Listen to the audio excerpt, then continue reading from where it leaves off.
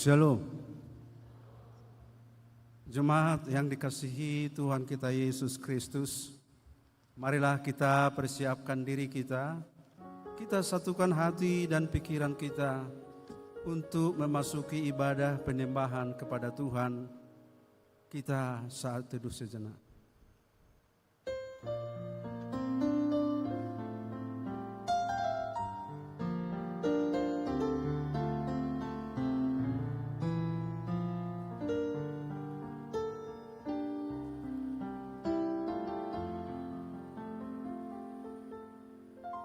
Kita angkat pujian pembukaan ibadah, kita bernyanyi dari Kidung Jemaat nomor 8 ayat 1 dan ayat 3.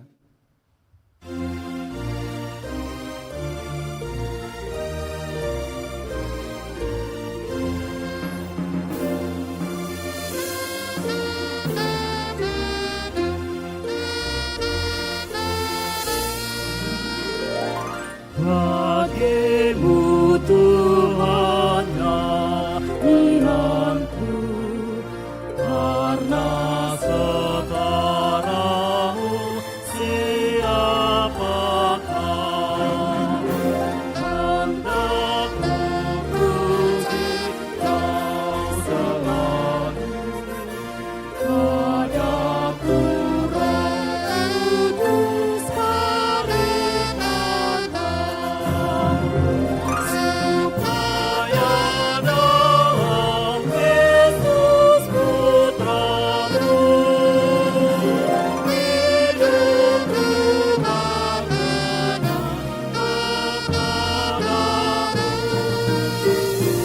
beri berkat-Mu Maha Tuhan, agar benar turut pujian-Mu, dan doa juga Ku kabulkan di dalam roh dan kebenaran.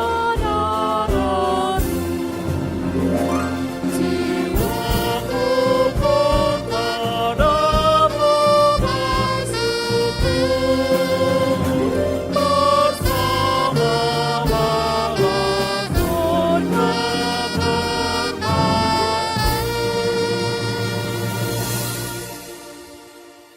Di dalam nama Allah Bapa dan nama anaknya Tuhan Yesus Kristus dan nama Roh Kudus, Halik langit dan bumi. Amin. Dan dunia ini sedang lenyap dengan keinginannya, tetapi orang yang melakukan kehendak Allah tetap hidup selama-lamanya. Haleluya. Haleluya, haleluya, haleluya.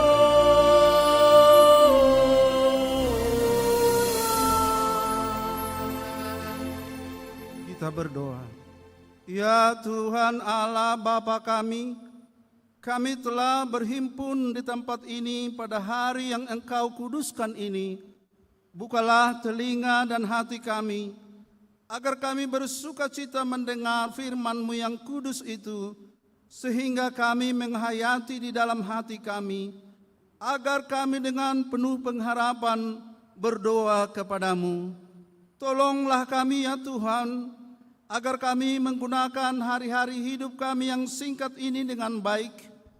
Terimalah kami ke dalam hidup yang kekal, di mana kami akan memuji Engkau di dalam nama anak-Mu, Tuhan Yesus Kristus Tuhan kami. Amin. Kita kembali memuji Tuhan. Kita angkat pujian, layak dipuji, disembah.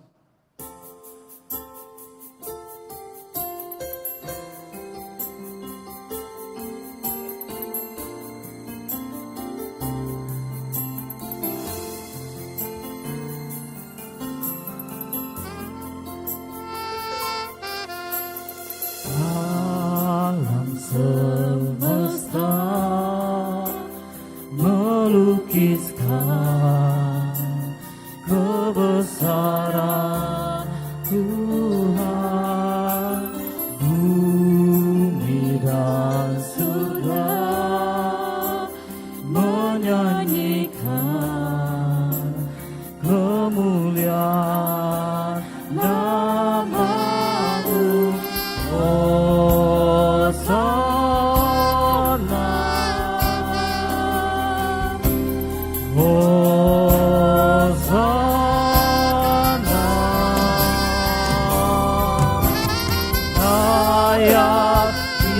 dipuji, disembah, Kaulah yang bertata, dulu, sekarang, dan selamanya. Raja atas segala raja, namamu besar termulia.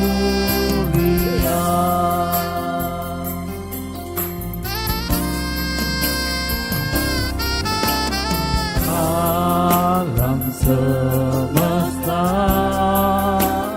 melukiskan kebesaran Tuhan. Bumi dan surga menyanyikan kemuliaan namamu. Hosana,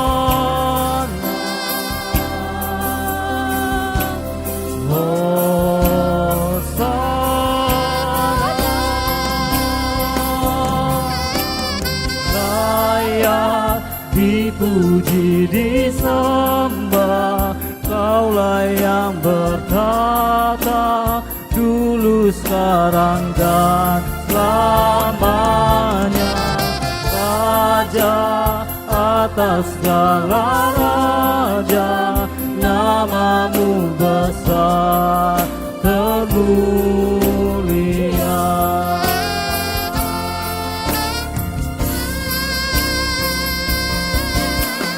Layak dipuji, disembah, Kaulah yang bertata, dulu, sekarang, dan selamanya. Raja atas segala raja, namamu besar termulia. Namamu besar termulia.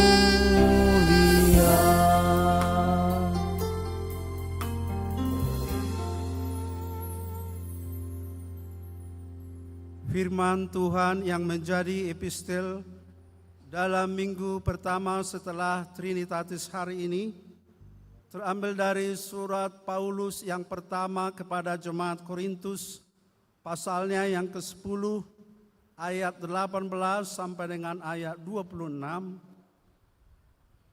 1 Korintus 10 ayat 18 sampai 26. Kita membacanya secara responsoria dan nanti di ayat yang ke-26 kita membacanya secara bersama-sama. Demikian firman Tuhan. Perhatikanlah bangsa Israel menurut daging. Bukankah mereka yang makan apa yang dipersembahkan mendapat bagian dalam pelayanan mezbah? Apakah yang kumaksudkan dengan perkataan itu, bahwa persembahan berhala adalah sesuatu, atau bahwa berhala adalah sesuatu? Bukan. Apa yang kumaksudkan ialah bahwa persembahan mereka adalah persembahan kepada roh-roh jahat, bukan kepada Allah. Dan aku tidak mau bahwa kamu bersekutu dengan roh-roh jahat. Kamu tidak dapat minum dari cawan Tuhan dan juga dari cawan roh-roh jahat. Kamu tidak dapat mendapatkan bagian dalam perjamuan Tuhan dan juga dalam perjamuan roh-roh jahat. Atau maukah kita membangkitkan cemburu Tuhan? Apakah kita lebih kuat daripada Dia? Segala sesuatu diperbolehkan, benar, tetapi bukan segala sesuatu berguna.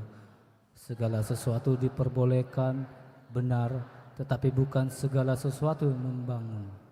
Jangan seorang pun yang mencari keuntungannya sendiri, tetapi hendaklah tiap-tiap orang mencari keuntungan orang lain. Kamu boleh makan segala sesuatu yang dijual di pasar daging tanpa mengadakan pemeriksaan karena keberatan hati nurani. Karena bumi serta segala isinya adalah milik Tuhan. Demikian firman Tuhan. Berbahagialah setiap orang yang mendengar firman Allah, yang menghayati serta mengamalkannya. Amin. Kita angkat pujian menyambut doa pengakuan dosa. Kita bernyanyi dari Kidung Jemaat nomor 24B, ayat 1 dan ayat 4.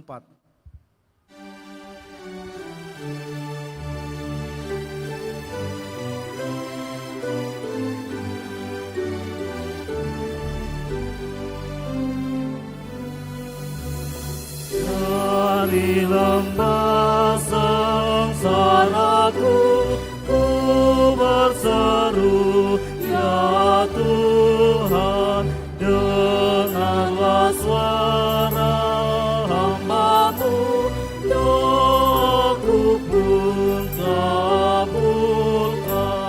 Jikalau kesalahanku terus teringat oleh-Mu, tak dapat ku bertahan.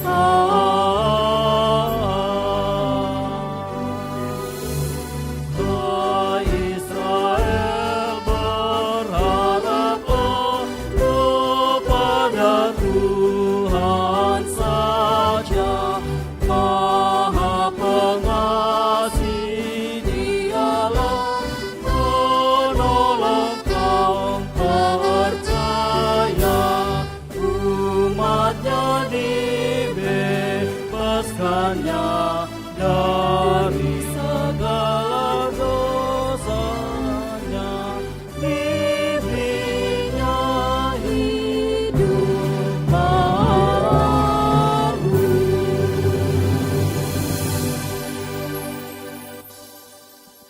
Jemaat yang dikasihi Tuhan Yesus Kristus, di dalam waktu yang sangat berharga yang masih diberikan Tuhan kepada kita saat ini, marilah kita kembali mengingat, merenungkan, menggumulkan, menyesali, dan memohon keampunan atas segala dosa dan pelanggaran kita di hadapan Tuhan.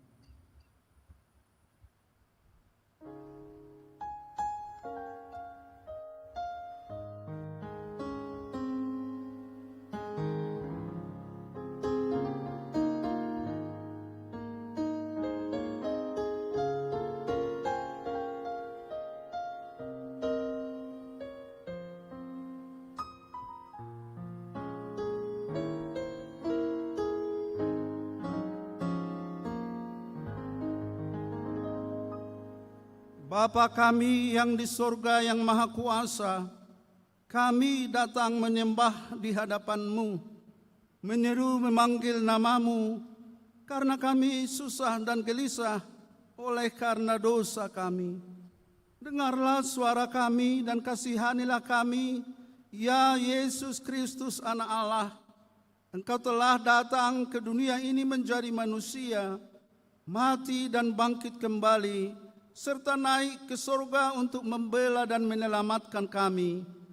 Kasihanilah kami dan kuatkanlah iman kami untuk bersyukur kepadamu. Ya Roh Kudus, penghibur orang yang ditimpa duka dan lara, kasihanilah kami, sembuhkanlah segala penyakit dan penderitaan kami oleh karena dosa.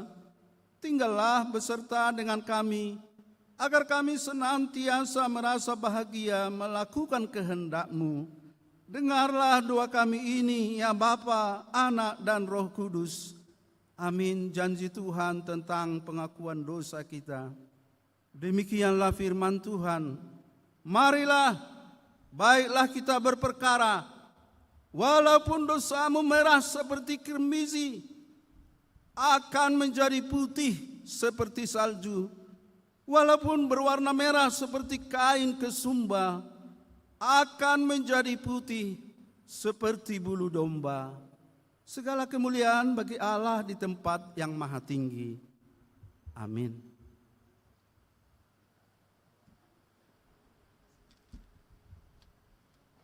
Kita angkat pujian syukur. Kita bernyanyi dari Kidung Jemaat nomor 396, ayat 2 dan 4.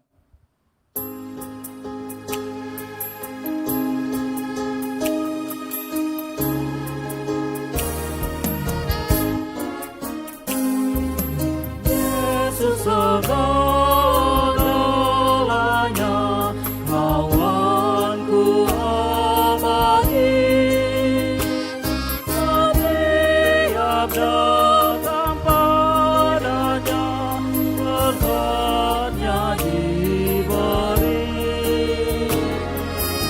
Surya dan hujan berselah, hasil tanaman dan kembang, semuanya karunia Tuhanku. Yesus segalanya, temanku terdekat. Padanya aku berserah, sekarang dan tetap.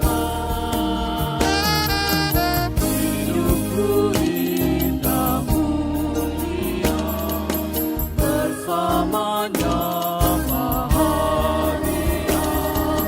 Hidup kekal karena kenal sahabatku.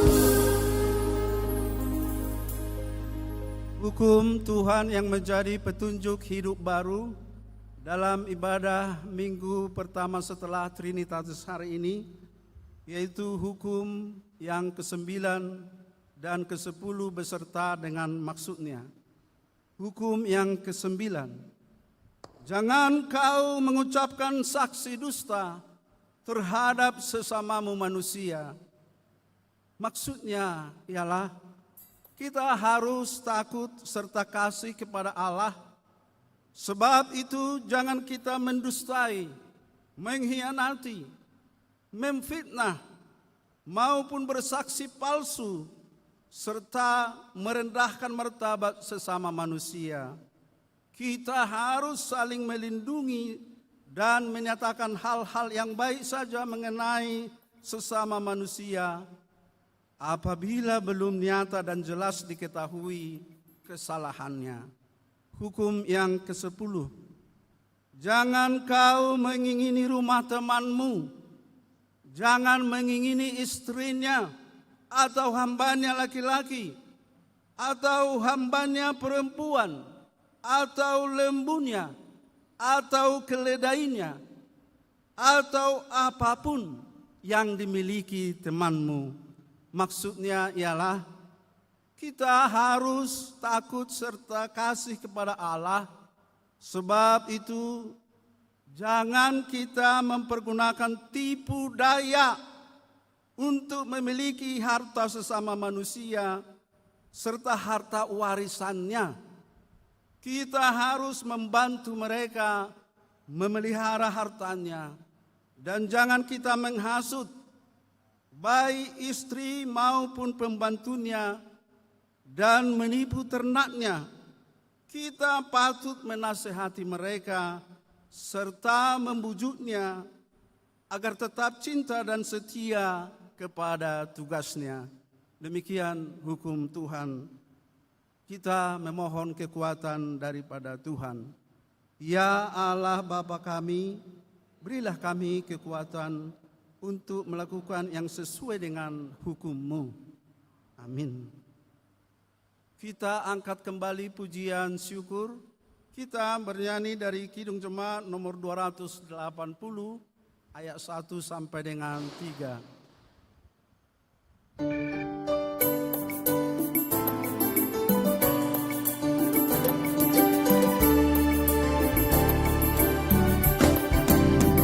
Aku percaya Allah yang kekal, yang oleh karena kita benar. Apa pencipta alam semesta yang mengasihi manusia.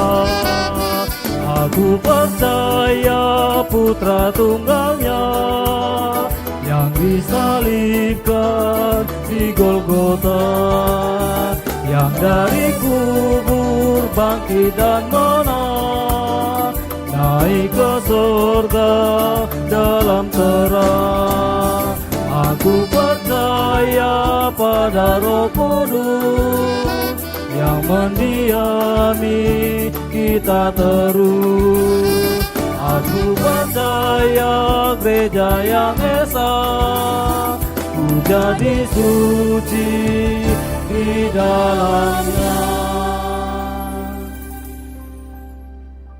Marilah kita bersaksi mengikrarkan pengakuan iman kita bersama jemaat pada segala abad di seluruh dunia ini. Kita ucapkan bersama-sama. Aku percaya kepada Allah Bapa yang Maha Kuasa, Khalik langit dan bumi. Aku percaya kepada Yesus Kristus, Anaknya yang tunggal Tuhan kita, yang dikandung daripada Roh Kudus, lahir dari anak darah Maria, yang menderita di bawah pemerintahan Pontius Pilatus, disalibkan, mati dan dikuburkan, turun ke dalam kerajaan maut, pada hari yang ketiga bangkit pula dari antara orang mati, naik ke surga, duduk di sebelah kanan Allah Bapa yang Maha Kuasa, dan akan datang dari sana untuk menghakimi orang yang hidup dan yang mati. Aku percaya kepada Roh Kudus, gereja yang kudus dan am, persekutuan orang kudus, pengampunan dosa, kebangkitan daging, dan hidup yang kekal. Amin.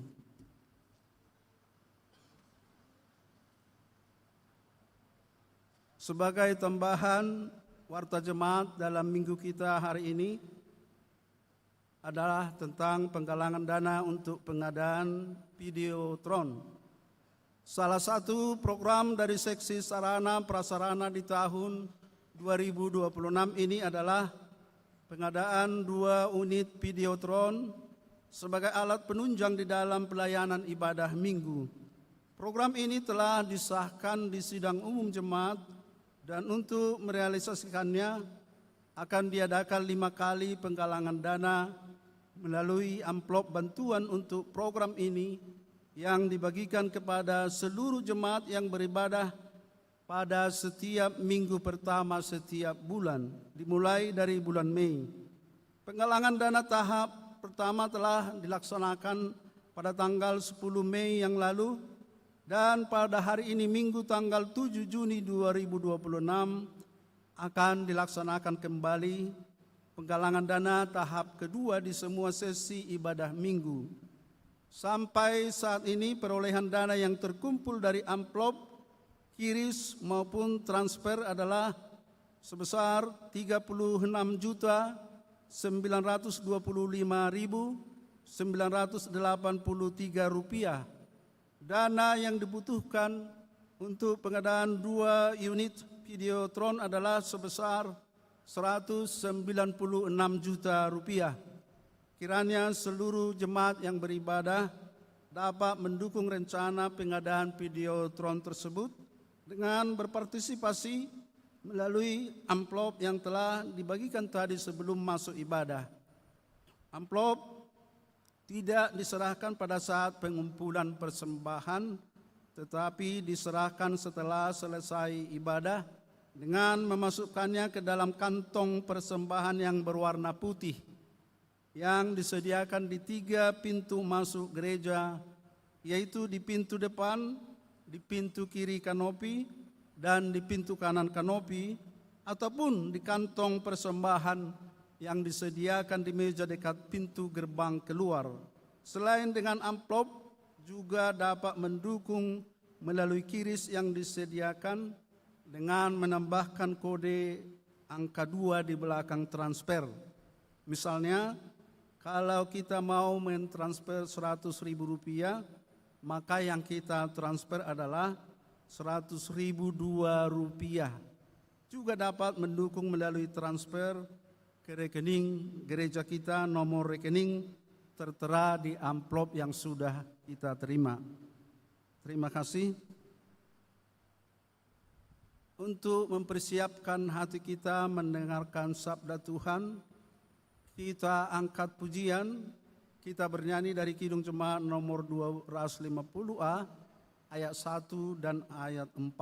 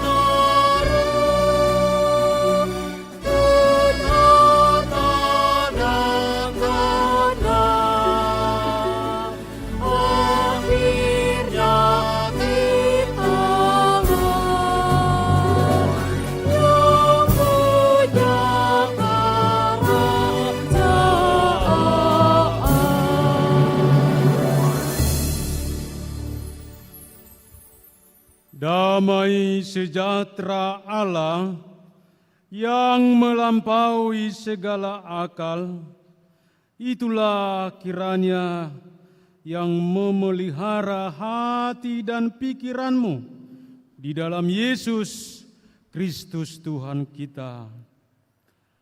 Amin. Shalom.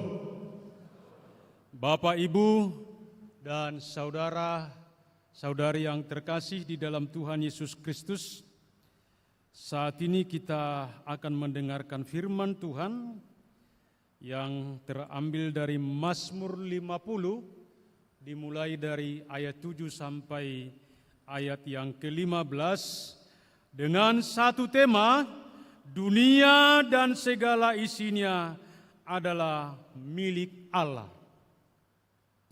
Demikian firman Tuhan, mari kita dengarkan dan saya akan bacakan untuk kita semua. Dengarlah hai umatku, aku hendak berfirman, hai Israel, aku hendak bersaksi terhadap kamu. Akulah Allah, Allahmu, bukan karena korban sembelihanmu aku menghukum engkau.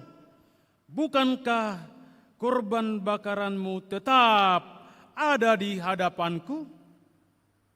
Tidak usah aku mengambil lembu dari rumahmu atau kambing jantan dari kandangmu. Sebab punyakulah segala binatang hutan dan beribu-ribu hewan di gunung. Aku kenal segala burung di udara, dan apa yang bergerak di padang adalah dalam kuasaku.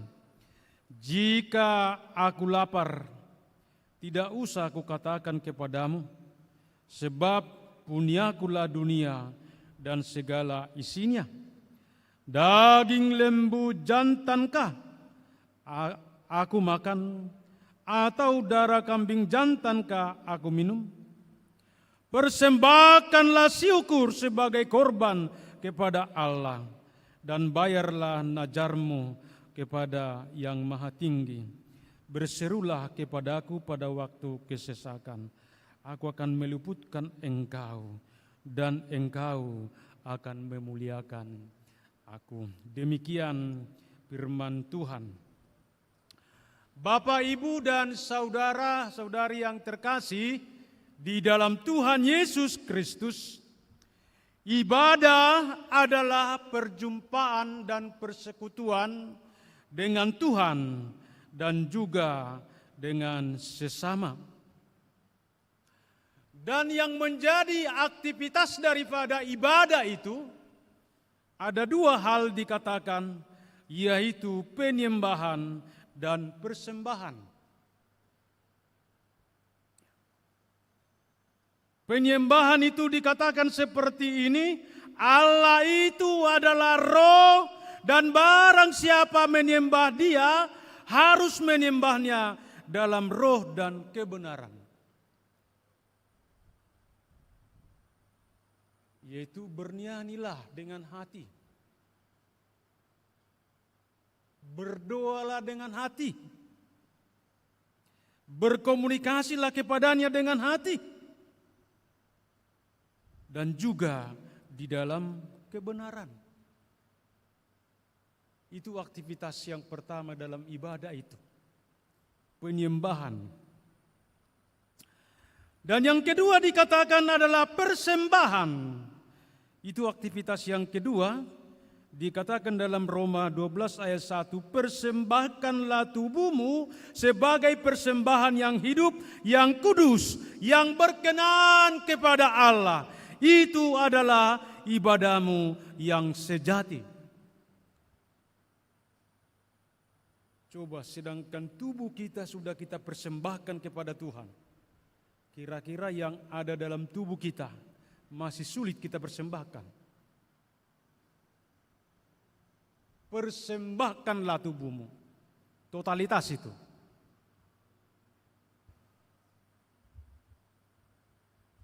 Dan jika kedua aktivitas ibadah ini, penyembahan dan persembahan, tidak dikolaborasikan, sebenarnya itu menjadi satu ibadah yang mungkin tidak dapat memberi makna, arti, dan memberi kuasa bagi kita.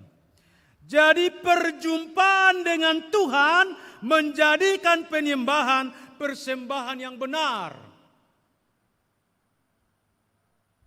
menjadi tindakan yang benar, bahkan mendorong kita untuk senantiasa bergantung kepada Allah di dalam Yesus Kristus Tuhan dan Roh Kudus.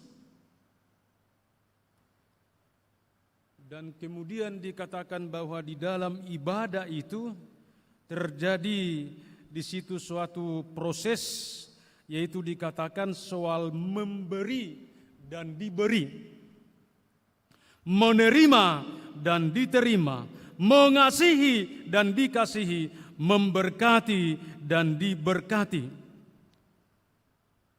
Pertanyaannya sekarang, apa yang mendorong kamu memberi? Apa yang mendorong kamu menyembah Dia? Apakah kita memberi supaya diberi? Atau memberi karena kita telah diberi?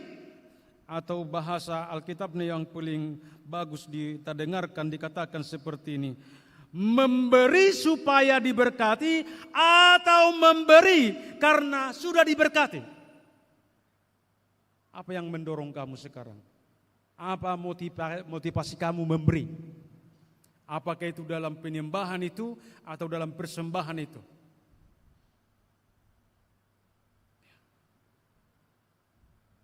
Kalau kita memberi supaya diberkati, itu bisa memberi makna yang negatif mungkin.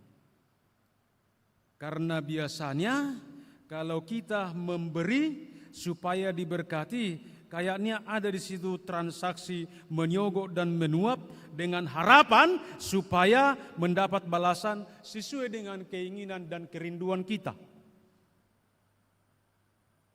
Memberi persembahan bukan seperti itu.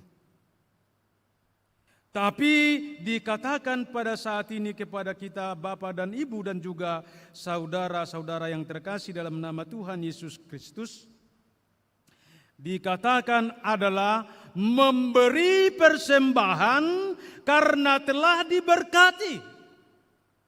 Karena itu persembahan adalah respon iman, respon perjumpaan kita dengan Tuhan, atau persembahan itu buah perjumpaan kita dengan Tuhan. Bukan karena supaya.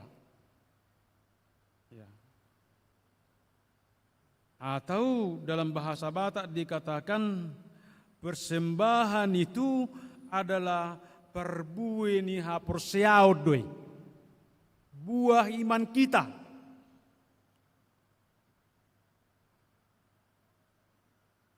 Coba contohnya kalau kita sudah lama tidak berjumpa dengan sahabat kita, tiba-tiba kita berjumpa, kira-kira apa yang kita berikan kepada dia? Pasti yang terbaik.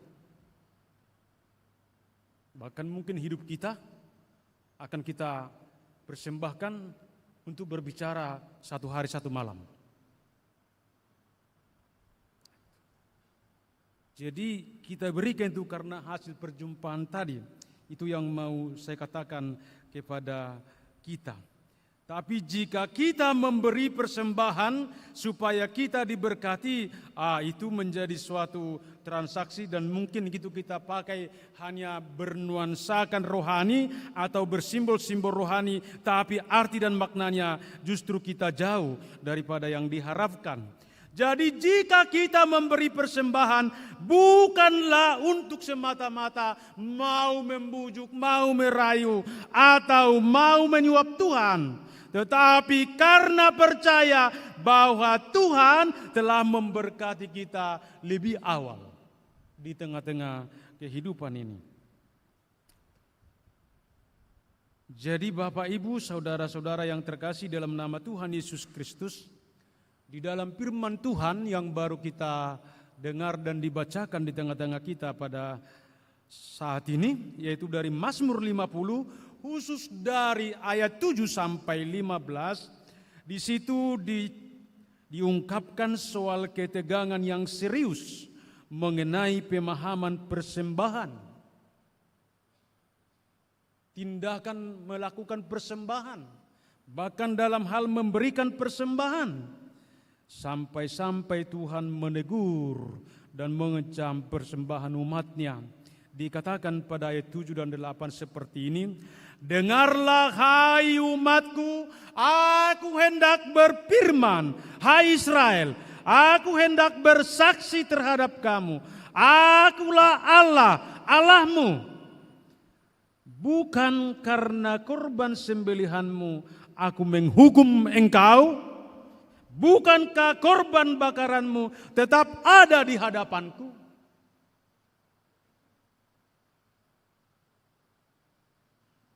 Allah tidak menegur Israel karena mereka tidak memberi persembahan, tapi Allah menegur mereka karena mereka memberi persembahan. Loh, kok repot ya, padahal Tuhan mengatakan, janganlah engkau datang kepadaku dengan tangan hampa. Tapi ketika umatnya memberikan persembahan, ketika umatnya memberikan korban, kok ngomel Tuhan itu? Kok dikritik? Apa yang menjadi masalah di situ? Ya.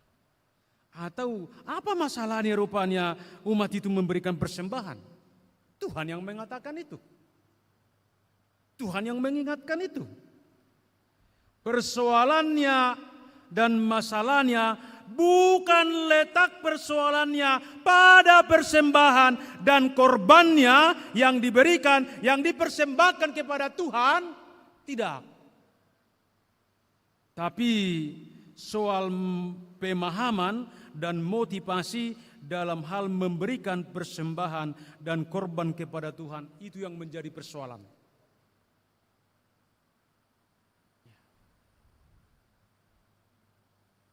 Karena umat Tuhan memiliki satu pemahaman dan menganggap kalau memberi itu adalah karena umat telah merasa persembahan itu adalah miliknya dan seperti menyuap dan menyogok kepada Tuhan. Makanya Tuhan dengan tegas berkata di ayat 9 sampai ayat 13 dikatakan, tidak usah aku mengambil lembu dari rumahmu atau kambing jantan dari kandangmu, sebab punyakulah segala binatang hutan dan beribu-ribu hewan di gunung. Aku kenal segala burung di udara, dan apa yang bergerak di padang adalah dalam kuasaku. Jika aku lapar, tidak usah kukatakan kepadamu, supaya punyakulah dunia dan segala isinya. Daging lembu jantankah aku makan, atau darah kambing jantankah aku minum?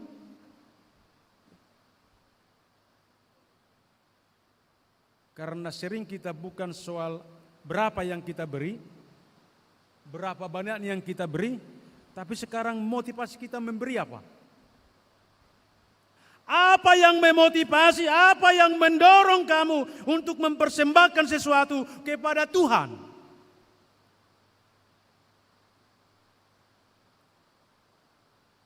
Di salah satu gereja, saya enggak sebut namanya gereja itu ya. Iya. Jadi tempat duduk daripada altar dengan ini agak dekat lah itu kita lihat ya. Saya tidak mempersoalkan soal berapa diberi atau tidak, tapi soal cara lah itu. Kadang ya, tidak semua memang, tapi banyak juga seperti itu. Kalau persembahannya mungkin 2.000 atau goceng, maka memberinya dengan. Tapi mungkin kalau dia memberikan yang warna biru dan warna merah, maka dia memberi seperti ini.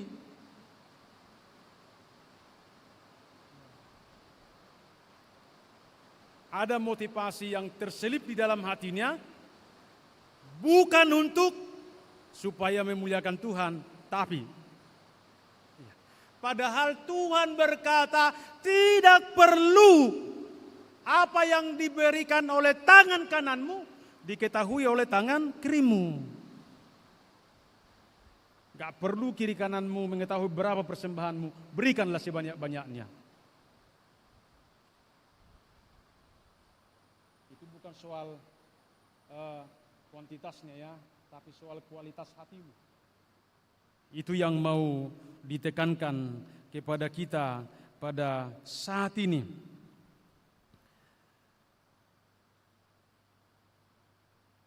Jadi perlu kita melihat di situ, mengapa kita harus dimotivasi memberi persembahan dengan benar. Jadi persoalan bukan di persembahannya, bukan di korbannya, tapi soal di motivasi.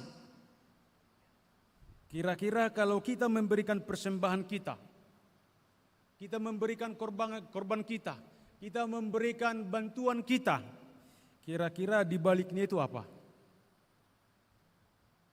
Apakah kita supaya dikenal orang, supaya kita dipuji orang, supaya kita dapat pujian dari yang lain atau mendapat inspirasi dari yang lain, atau karena itu ungkapan hati? Itu yang mau dikatakan kepada kita. Tuhan tidak mempersoalkan kuantitas daripada persembahanmu, tapi Tuhan mau melihat kualitas daripada hatimu. Karena dikatakan tadi bahwa penyembahan, persembahan itu adalah aktivitas di ibadah kita, itu dapat terjadi, itu dapat terrealisasi di dalam kehidupan kita pribadi lepas pribadi, jika kita sudah mengalami perjumpaan dan pertemuan dengan Tuhan itu.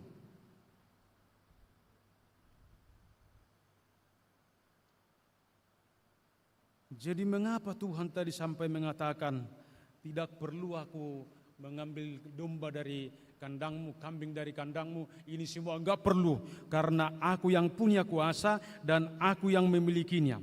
Ya, sinilah perlu kita menyadari kepada dalam kehidupan kita bahwa Tuhan itu adalah yang mempunyai bumi, langit, laut dan segala isinya, segala binatang dan juga burung yang ada di udara. Bahkan dikatakan Tuhan, akulah yang berkuasa dan berotoritas atas langit, bumi, laut dan segalanya. Bahkan berotoritas atas kehidupan kita. Dan juga apa yang kita miliki.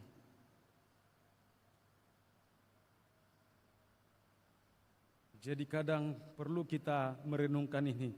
Segala yang ada bagi kita ini adalah titipan daripada Tuhan. Tapi bagaimana kita mengelola titipan itu? Bagaimana kita mengelola pemberian itu? Itu yang Tuhan katakan. Dan itu tidak perlu dikelola secara matematika. Tapi dikelola dengan iman, pengharapan, dan kasih. Bayangkan, persembahkanlah tubuhmu.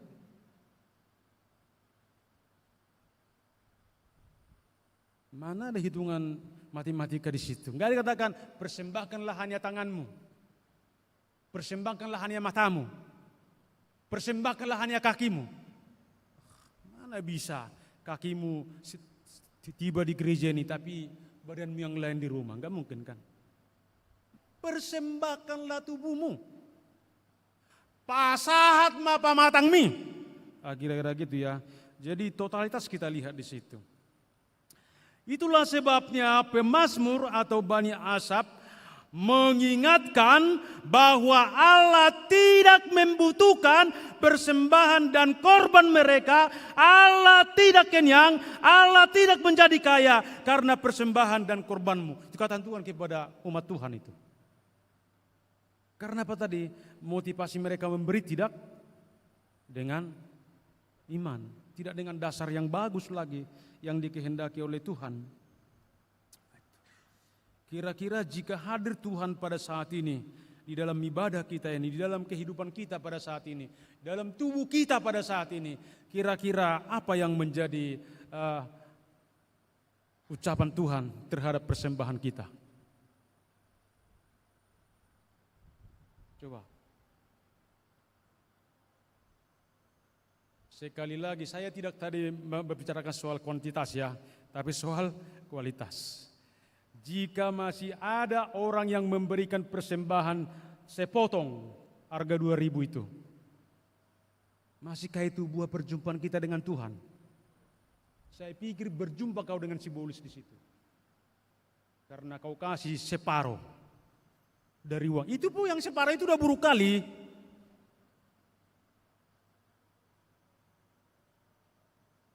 Saya pikir kalau tidak ada, jangan toko-tokoi Tuhan, jangan bohongi kata hatimu, tapi datanglah kamu hanya mempersembahkan tubuhmu.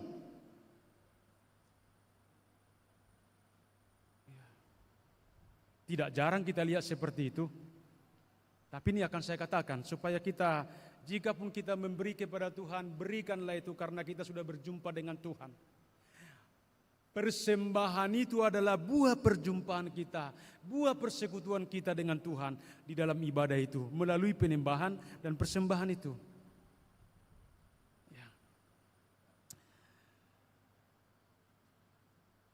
Jadi karena itu ketika kita membawa persembahan atau korban kepada Tuhan, harus didasarkan kepada kerelaan menyerahkan kembali milik pemberian Allah yang ada bagi kita kepada Tuhan. Tuhan hanya sedang menguji hati kita, menguji iman kita, menguji pengharapan kita, menguji kasih kita. Ada satu nyanyian di dalam buku Ende, bahasa Batak ya, nomor 204 ayat 2, biarpun ini sering kita nyanyikan di dalam gereja atau nyanyian persembahan ini, tapi mungkin makna artinya sudah tidak lagi mempengaruhi hati, pikiran, perasaan kita dalam hal memberi persembahan. Demikian dikatakan, nasanani lehomi todiro di pamataku, ho sadohot gogoku, ro di saluhut artaku, hupasahati tuho naso ucatokuro. Kalau dibuat ke bahasa Indonesia kira-kira demikian. Segala yang Tuhan berikan kepada saya, apakah itu roh saya atau tubuh saya, nyawa dan kekuatanku, dan semua harta yang ada padaku, itu kukembalikan kepadamu, dan saya tidak akan pernah mengumpat itu.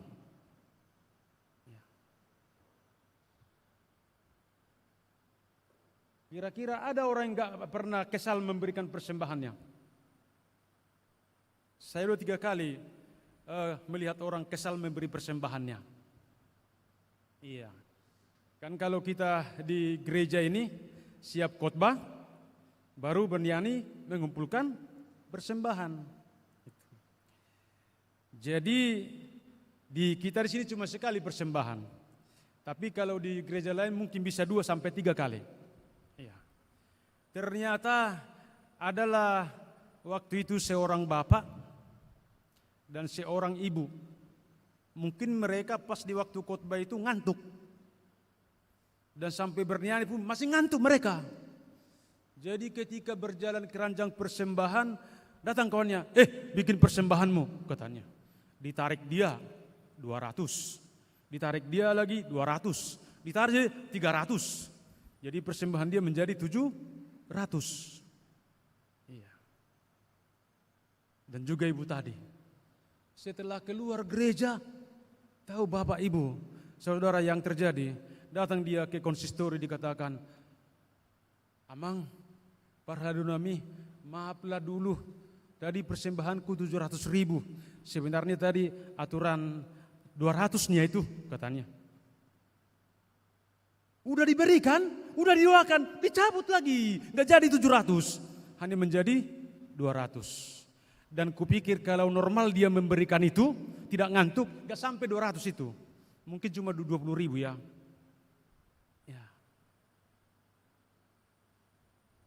Jadi diberi persembahannya bukan lagi karena motivasi, karena sudah berjumpa dengan Tuhan, tapi memberi persembahannya karena sudah kepergok, karena ngantuk dia di waktu khotbah dan juga bernyanyi. Jadi jangan nanti ada yang salah cabut ya, kalau datang ke situ nggak dikembalikan. Ya gitu ya, itu yang mau dikatakan kepada kita pada saat ini. Iya. Jadi pemazmur mau mengajar umatnya atau kita semua bahwa persembahan itu sekali lagi adalah menjadi buah dari perjumpaan dan relasi kita dengan Tuhan. Perbueni hapor siaummu maitu debata. Buah iman kamu, buah pengharapanmu, buah kasihmu kepada Tuhan. Jadi persembahan diberikan bukan karena kita memilikinya, tapi karena Allah pemilik segala sesuatu atas dunia, langit, bumi, laut dan segala isinya, bahkan hutan, bahkan burung, bahkan semua yang hidup adalah miliknya. Jadi kita harus kombinkan dengan baik penyembahan persembahan, harus menjadi satu kesatuan sehingga kita dapat melihat di situ bagaimana indahnya berjumpa dan bersekutu dengan Tuhan itu. Sekali lagi saya katakan, jika ada penyembahan yang benar, maka terjadilah persembahan yang benar. Jika persembahan diberi tanpa ada penyembahan yang benar, itu adalah persembahan yang mungkin hanya rutinitas atau mungkin menjadi kesombongan di dalam kehidupan kita.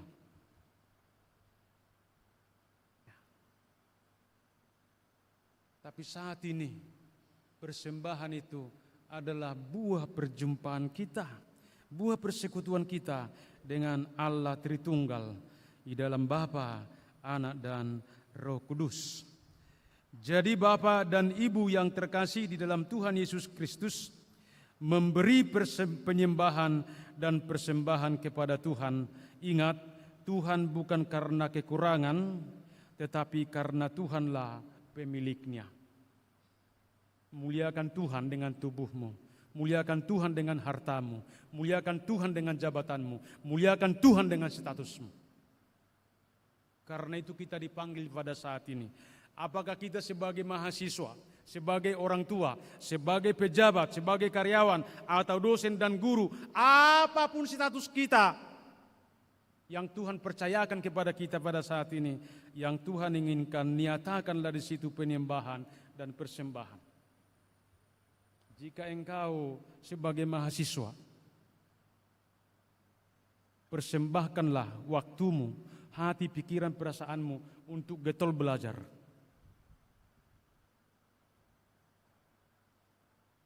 Itu menjadi kesempatan yang luar biasa bagi kita dan juga yang lainnya. Tetapi kita dimotivasi bahwa penyembahan persembahan sekali lagi adalah buah perjumpaan persekutuan dengan Tuhan dan sesama. Jadi penyembahan persembahan harus menjadi ucapan syukur, ungkapan hati yang ikhlas dan tulus. Itu dikatakan tadi. Persembahan itu menjadi ucapan syukur dari hati yang terungkap, dari hati yang dinyatakan oleh perjumpaan itu. Tadi kita mendengar, bahkan sudah menerima amplop untuk pembangunan Videotron di gereja kita, kiri kanan itu ya. Itu adalah bagian alat ibadah kita untuk dapat saling melengkapi dan membuat kita semakin wah dalam semua itu. Ya, pada saat ini kita dihimbau tadi, kita diajak tadi untuk membantu, untuk memberi persembahan, untuk memberi ucapan syukur. Iya. Saya mau mengajak kita pada saat ini, apakah itu cara Tuhan pada saat ini untuk mengingatkan kita, mengembalikan perjumpaan kita dengan Tuhan untuk itu. Maukah kita membuka hati kita? Maukah kita bersyukur? Maukah kita memberi yang terbaik kepada Tuhan? Ya. Kita ditantang pada saat ini untuk itu. Bahkan penyembahan persembahan itu bukan hanya ucapan syukur atau ungkapan hati yang ikhlas dan tulus, tapi dikatakan bahwa penyembahan persembahan itu, perjumpaan dengan Tuhan adalah berupa najar kepada Tuhan. Najar ini bukan karena sudah diungkapkan ya, tapi mungkin najar itu hanya dalam hati kita.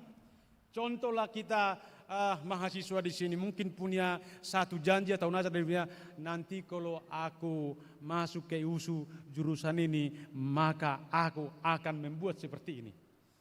Pernah melakukan demikian? Saya pikir semua kita adalah orang yang bernajar. Karena dikala kita berjumpa dengan Tuhan, karena kita bersekutu dengan Tuhan, maka itu menggerakkan kita selalu untuk menyatakan satu janji atau satu komitmen di dalam kehidupan kita. Paulus juga demikian. Apa dikatakan Paulus?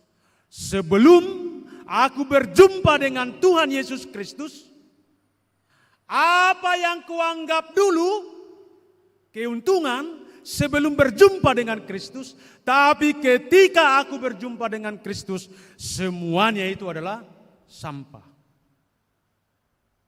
Apakah Paulus tidak butuh kehidupan dunia? Apakah Paulus tidak butuh kebutuhan dagingnya? Kalau sekarang, apakah Paulus tidak butuh sepeda motor? Apakah Paulus tidak butuh dengan mobil? Saya pikir bukan itu yang mau dikatakan dia, tapi komitmen dia, najar dia, apa dikatakan dia? Aku akan menjadikan Yesus Kristus yang terutama dan terutama dan terutama. Tidak ada yang lain. Selainnya menjadi nomor 2. Dan saya yakinkan kita semua yang telah berjumpa dengan Tuhan itu pasti pernah melakukan satu najar. satu janji, saya ketika nanti ini, maka ini.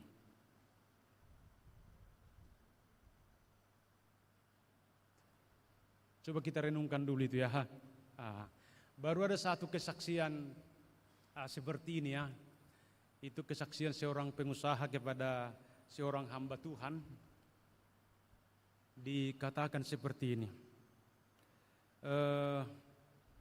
Dia udah berusaha 10 tahun. Tapi dia menikmati keberhasilan itu dari tahun pertama sampai tahun ketiga atau sampai tahun keempat. Tapi lewat dari situ dia terus semakin menurun, semakin merosot. Akhirnya dia pergi kepada seorang hamba Tuhan. Apa kira-kira yang membuat saya selalu merosot di dalam usaha saya, dalam karir saya, dalam pekerjaan saya, dalam usaha saya, kira-kira gitu ya. Lalu di tengah-tengah konseling itu dia dianalisa, dirujuk semua perjalanannya. Lalu dikatakan seorang hamba Tuhan inilah, apakah Bapak pernah bernajar? Apakah Bapak pernah berjanji mau melakukan sesuatu tapi tidak Bapak lakukan? Biarpun tidak Bapak katakan kepada orang lain, tapi hatimu sudah bernajar, sudah berjanji kepada Tuhan. Lalu diingat dia. Tahu Bapak Ibu, dia mengatakan seperti ini. Di waktu saya memulai perusahaan atau PT saya ini, saya naik mobil dari Tarutung sampai ke Medan. Di tengah jalan saya melihat satu gereja yang butuh untuk diperhatikan atau butuh untuk dibangun. Dan ketika itu saya lihat, saya berkata, nanti Tuhan ketika aku berhasil, ketika usahaku ini berhasil, aku akan membantu membangun gereja itu.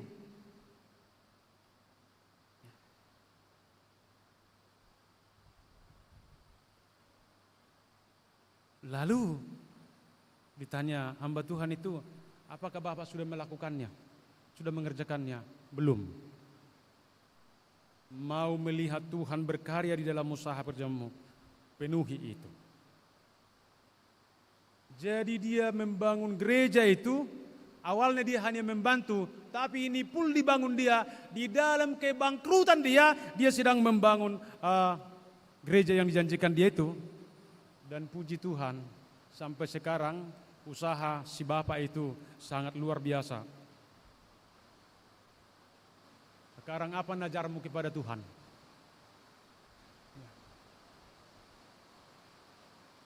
Ya, mungkin kita buatlah najari seperti janji ya.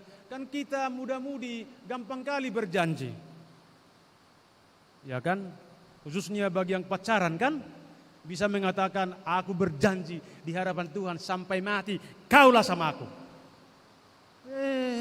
Lewat kau dari Padang Bulan sampai kau di Simpang Lumun, di sana juga kau katakan demikian. Repot itu, hati-hati loh. Hati-hati. Tapi ketika engkau sudah berjanji dan bernajar saat ini, Tuhan berkata, lakukan dan action, maka kita akan melihat kemuliaan Tuhan di tengah-tengah kehidupan kita. Sekali lagi saya mau katakan, Allah senang atas penyembahan persembahan yang bersumber dari hati yang telah berjumpa dengan Tuhan di dalam Yesus Kristus Tuhan dan Roh Kudus. Jadi penyembahan persembahan adalah buah iman, relasi, perjumpaan, dan apa yang Tuhan telah berikan dan percayakan kepada kita pribadi lepas pribadi. Karena itu, janganlah memberi untuk membujuk dan merayu Tuhan, tapi memberilah bukan hanya sekedar kewajiban, tetapi mari memberi, mari bersyukur dengan hati yang bersyukur, hati yang percaya, hati yang tulus dan ikhlas, dan dengan segenap hati dan penuh sukacita. Firman Tuhan berkata, sebab persembahan yang berkenan kepada Tuhan bukan persembahan yang lahir dari keterpaksaan, tetapi persembahan yang lahir dari iman. Di dalam 2 Korintus 9 ayat 7 dikatakan, hendaklah masing-masing memberikan menurut kerelaan hatinya, jangan dengan sedih hati atau karena paksaan, sebab Allah mengasihi orang yang memberi dengan sukacita. Karena itu, mari kita nyatakan penyembahan persembahan karena telah berjumpa dan bersekutu dengan Tuhan di dalam Yesus Kristus dan Roh Kudus. Itulah ibadah yang berkenan. Itulah aktivitas ibadah yang berkenan kepada Tuhan di dalam hidup kita, di dalam tugas kita, di dalam panggilan kita hari ini, esok, dan sampai selama-lamanya. Amin. Mari kita berdoa. Terpujilah Engkau Tuhan Allah Bapa kami, di dalam Yesus Kristus Tuhan dan Roh Kudus, yang telah hadir dan juga berbicara dan memperdengarkan firman-Mu di tengah-tengah persekutuan umat-Mu. Dan melalui firman-Mu yang kudus pada saat ini, kami telah dipanggil, dimotivasi, bahkan diedukasi Tuhan, supaya kami sungguh-sungguh Tuhan yakin dan percaya bahwa dunia dan segala isinya adalah milik kepunyaan Allah, di mana Allah berotoritas dan berkuasa atasnya. Bahkan hidup kami, bahkan yang ada bagi kami adalah milik Allah di dalam Yesus Kristus Tuhan. Biarkanlah Tuhan kami dapat pada saat ini menyatakan penyembahan dan persembahan kepada Tuhan, karena kami telah berjumpa, bersekutu dengan Allah yang kudus, Allah di dalam Yesus Kristus Tuhan dan Roh Kudus. Tuhan, pada saat ini kami datang ke hadirat-Mu. Apapun status kami pada saat ini, apapun jabatan kami, apapun pekerjaan kami Tuhan pada saat ini, ajar dan tuntun kami Tuhan, menyatakan penyembahan persembahan di tengah-tengah situasi yang demikian, supaya kami dapat memuji, memuliakan, mengagungkan dan meninggikan Tuhan. Biarlah Tuhan penyembahan dan persembahan kami yang telah kami wujudkan pada saat ini, bahkan kami lakukan pada saat ini, biarlah nama Tuhan dipermuliakan dan diagungkan. Tuhan, berkenanlah hadir di dalam kehidupan kami, di dalam semua aktivitas kehidupan kami, sehingga kami dapat memuji, memuliakan Tuhan, bahkan mengagungkan Tuhan. Terpujilah Engkau Tuhan, di dalam nama Yesus Kristus kami berdoa. Amin. Kita bernyanyi.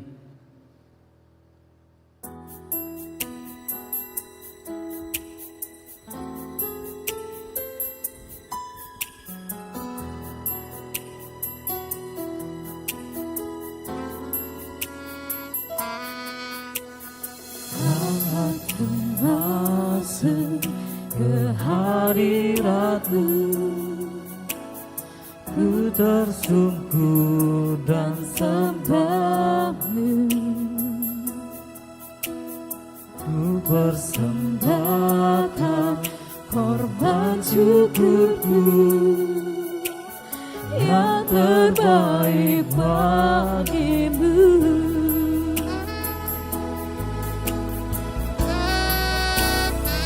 Ku bawa korban syukur ke tempat kudus-Mu Tuhan.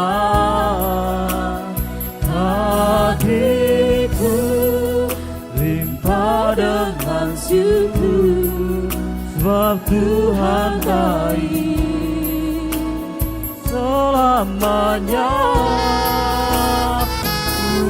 Bawa korban syukur ke tempat kudus-Mu Tuhan.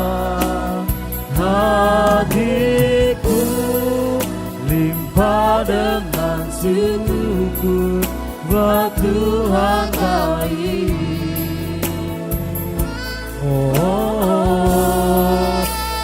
Tuhan baik.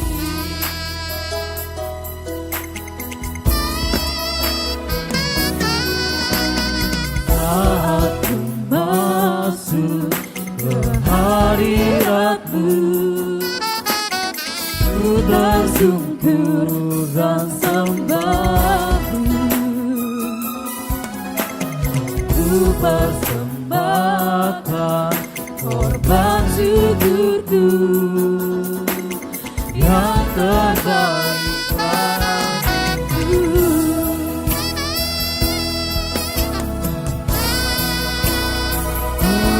bawa korban syukur ke tempat kudus-Mu Tuhan.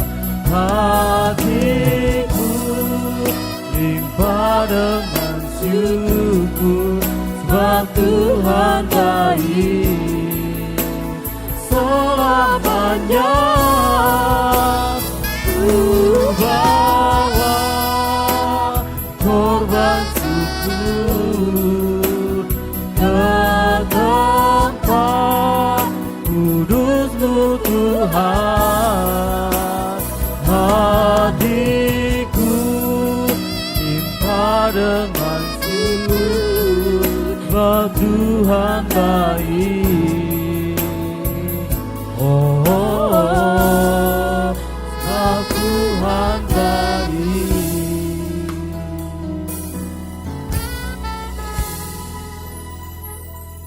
Mazmur 51 ayat 19, itulah firman Tuhan yang menjadi dasar iman kita untuk memberi persembahan yang terbaik kepada Tuhan. Demikian firman Tuhan, korban sembelihan kepada Allah ialah jiwa yang hancur, hati yang patah dan remuk, tidak Kau pandang hina, ya Allah. Mari kita memberi persembahan kita dengan sukacita.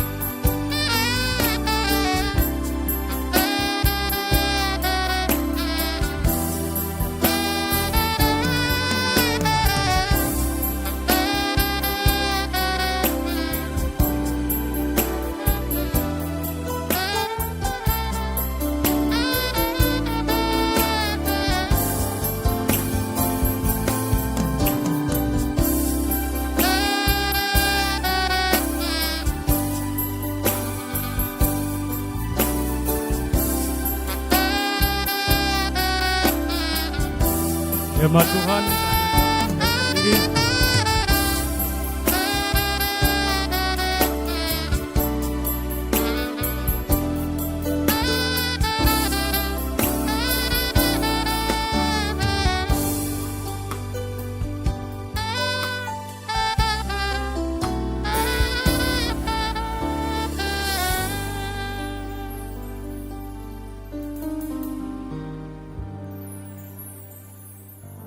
Marilah kita berdoa. Ya Tuhan Allah Bapa kami yang di sorga, Engkaulah sumber segala berkat dan rahmat. Kami persembahkan di sini sebahagian dari yang Engkau berikan kepada kami sebagai kurban persembahan kami kepadamu. Adapun persembahan kami ini adalah yang kami terima daripadamu. Karena siapakah kami sehingga dapat memberi kepadamu? Kasihanilah kami, terimalah kurban persembahan ini menjadi dupa yang harum di hadapan-Mu. Berkati dan peliharalah agar kami menggunakan persembahan ini untuk kejayaan gereja-Mu di tengah gereja-Mu di seluruh dunia ini. Bukalah hati kami oleh Roh Kudus-Mu agar kami senantiasa mengucap syukur kepadamu. Di dalam Yesus Kristus Tuhan kami. Amin. Aku suka membagi pada orang tak punya, agar Tuhan dipuji tiap orang di dunia. Kepada Tuhan ku beri persembahan, tangan kiri tak tahu apa laku yang kanan. Bapa kami yang di surga, dikuduskanlah nama-Mu, datanglah kerajaan-Mu, jadilah kehendak-Mu di bumi seperti di surga. Berikanlah kami pada hari ini makanan kami yang secukupnya, dan ampunilah kami akan kesalahan kami, seperti kami juga mengampuni orang yang bersalah kepada kami. Dan janganlah membawa kami ke dalam pencobaan, tetapi lepaskanlah kami dari yang jahat. Karena Engkau punya kerajaan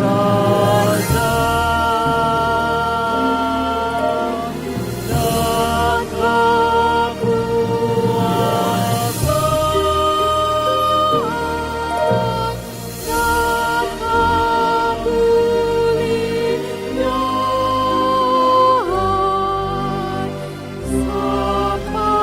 sampai